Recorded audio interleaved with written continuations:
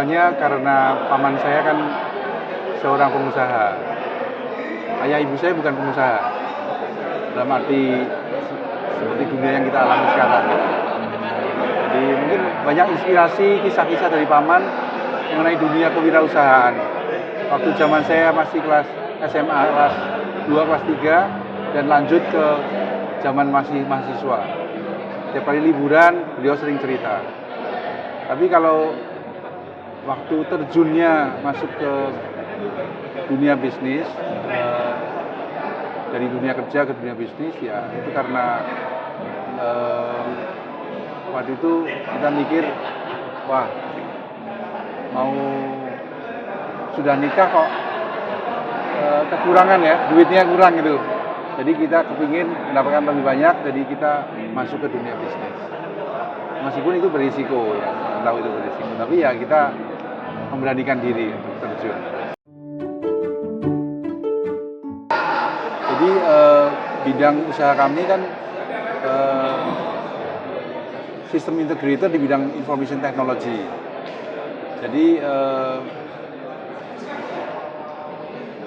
di dalam information technology yang dulu sebenarnya disebutnya computer business, sebenarnya sekarang sudah luas sekali. Kalau kita bicara mengenai jaringan komputer misalnya, itu ada dulu disebut sebagai telematika untuk data. Voice waktu mungkin 20 tahun yang lalu masih konvensional teleponi dan masuk dunia seluler teleponi. Jadi sekarang itu sudah menjadi satu ya, dengan adanya voice over IP networks. Itu voice pun menumpang di data, karena maksudnya voice menumpang di data link karena itu lebih ekonomis, lebih efisien. Apalagi dengan adanya internet, di mana practically cost of data network itu practically hampir zero gitu. Jadi menumpangkan voice di data network itu, internet juga itu jauh lebih efisien. Wah, telekomunikasi saya kira salah satu bidang yang very dynamic ya, sangat dynamic, yaitu berubah dengan cepat dan otomatis itu menjadi satu topik yang sangat exciting ya. Sesuatu yang cepat berubah itu membuka opportunity baru, membuka kemungkinan kerjasama antara baik itu inventor, wirausaha, lembaga keuangan, atau baik itu venture capital, angel investor, maupun industri, maupun customersnya.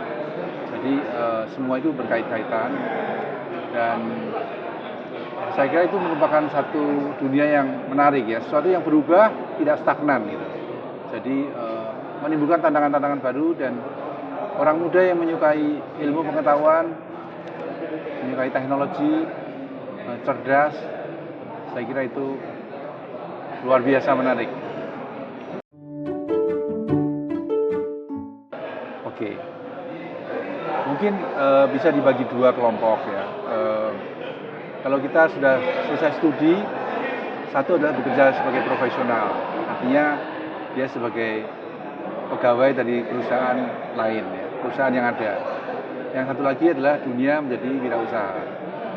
Mungkin untuk menjadi ke industri, kalau ingin jadi wirausaha, mungkin kerja dulu beberapa tahun di 1, 2, atau 3 tempat untuk periode yang cukup, misalkan 3-5 tahun, menggali pengalaman. Kemudian nanti sudah dia bekerja di 3 tempat atau 2 tempat, mempunyai ide, dia boleh masuk ke dunia wirausaha. Tapi jadi intinya kalau kita mau masuk ke sana kan harus siap kalau bisa. Industri kepinginnya pekerja itu siap pakai gitu. Jadi learning period atau development periodnya sependek mungkin. Jadi kan efisien untuk industri. Tetapi teknologi juga berubah. Jadi universitas juga mesti catch up dengan perkembangan yang di luar supaya bisa mendidik mahasiswanya menjadi siap pakai atau mendekati siap pakai, sedekat mungkin dengan kondisi siap pakai. Saya nggak tahu dunia telekomunikasi dijuruskan pada tingkat berapa sekarang? Mulai dari tingkat 2, Pak.